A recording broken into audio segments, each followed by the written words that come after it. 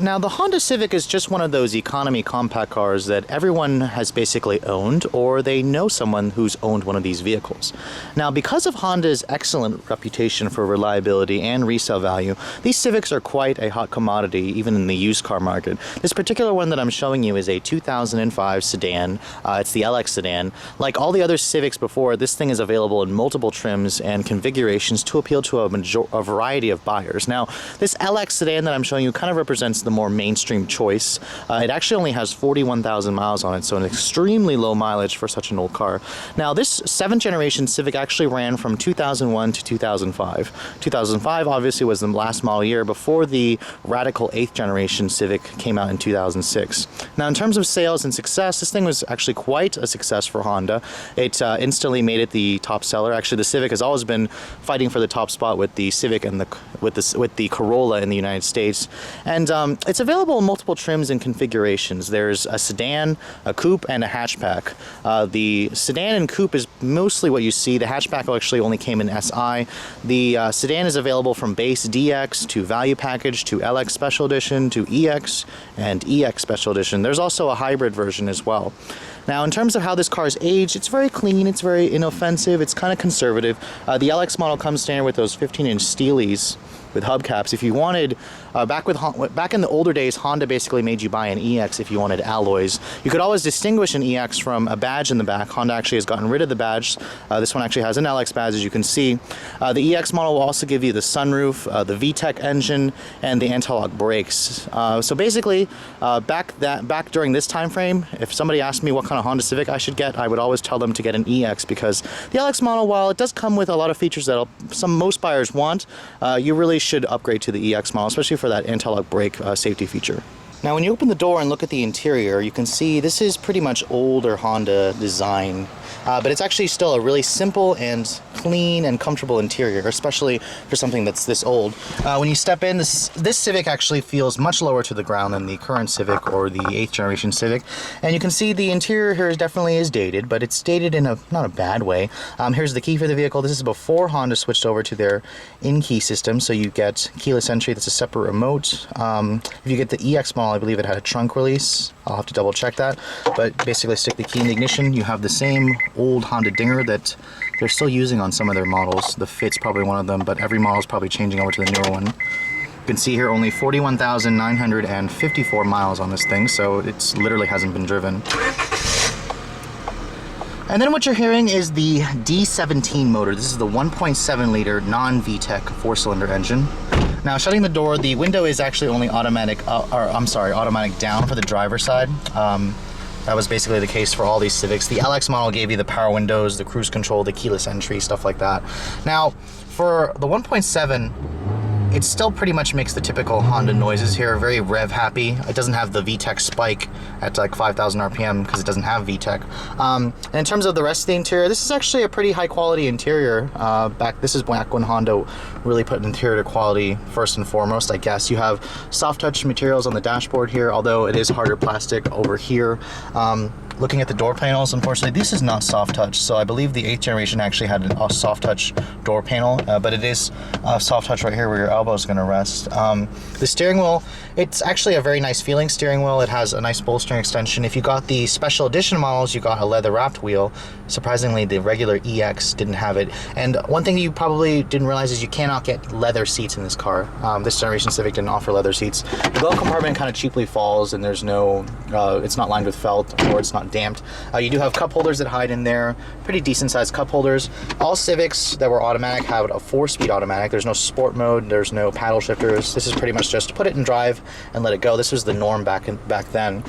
The center console here is padded here with the same cloth fabric. It does give you some decent storage solutions, although the shape does limit what you can put in here. Overall, the interior of this vehicle is still quite comfortable. You have these nice gauges. This car was actually updated in 2003 with those gauges, and then again in 2004 with the styling in the front and the rear.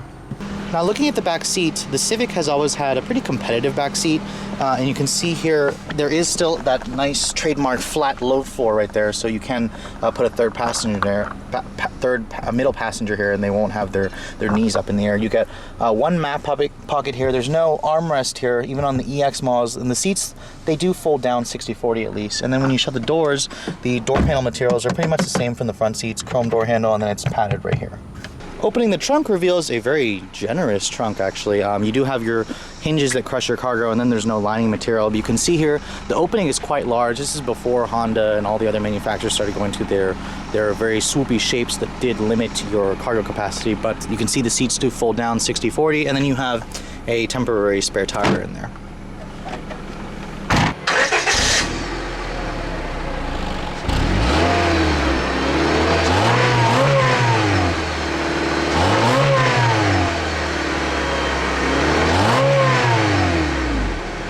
And then looking under the hood, you'll probably find one of the cleanest D17 motors I've seen in a while.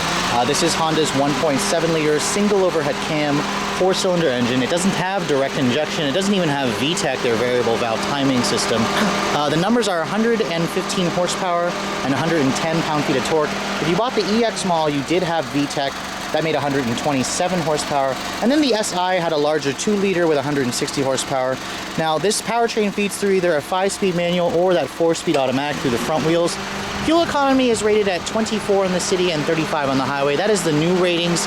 The old ratings were about like 29, 38. Let's take a look at how it drives.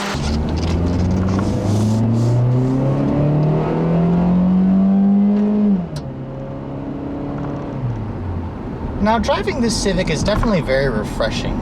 It's very simple, it feels very scrappy, it feels very small, it feels very organic, it feels like it's connected to the road, and new cars are definitely lacking this type of organic feel.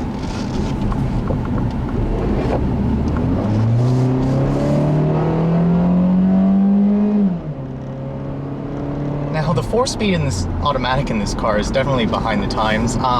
Compared to the 4-speed automatic in the Corolla, this thing feels like it's definitely down gears, and it's definitely knocks the engine out of its power band. And let's face it, with this 1.7 and only 115 horsepower, it's definitely lacking in the power department.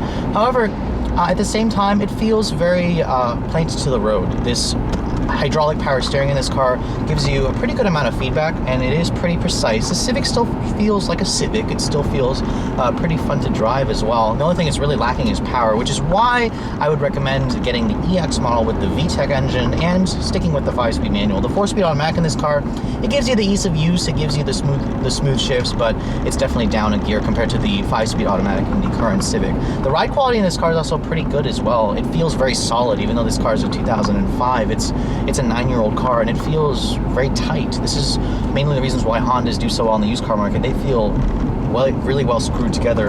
Around corners, the Civic actually gives you pretty good confidence, something that Hyundai is definitely lacking, as well as the current generation Corolla. The current Civic feels like a Civic, but it just doesn't have this organic, planted to the road feel that this one gives you.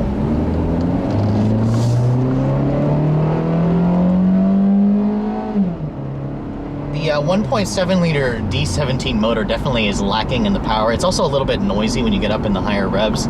I know somebody who had the 5-speed manual of this car with the same LX body style, and the 5-speed definitely helps to wake this thing up. It revs more freely. It doesn't have the buzziness that the 4-speed automatic kind of gives you. But overall, this car is surprisingly nice, and you know, something with under 42,000 miles like this thing would make a really great first car for somebody who just got their driver's license.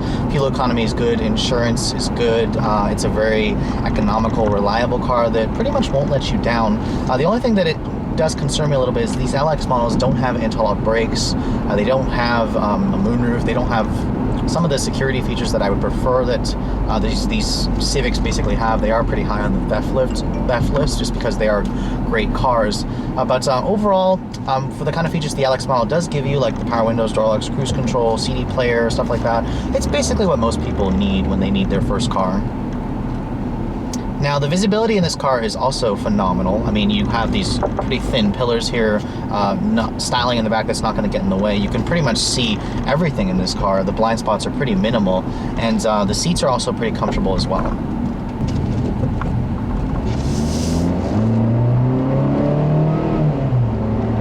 Again, acceleration is not going to basically win any drag races for you, but if you have to know, the 0 to 60 times for this car were probably closer to 11 seconds, which is downright slow, but there is something charming about the way this car drives still. It still feels very alive and connects to the road. So that brings me to the conclusion of this review. If you guys are in the market for your very first car, or if you're a parent, you need to get your kid a first car when they just when they just got their driver's license, I definitely recommend a Civic like these.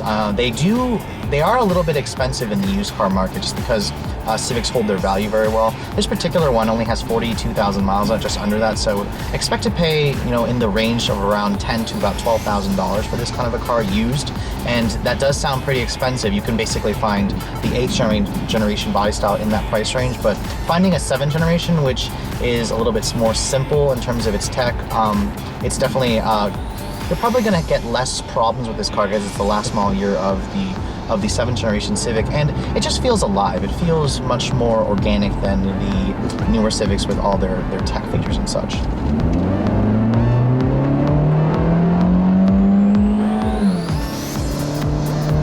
But anyways, hope you guys have enjoyed my overview of this 2005 Honda Civic. If you're in the market for a used car like this, make sure you check one out, but I probably would recommend going for an EX model or finding one with a stick.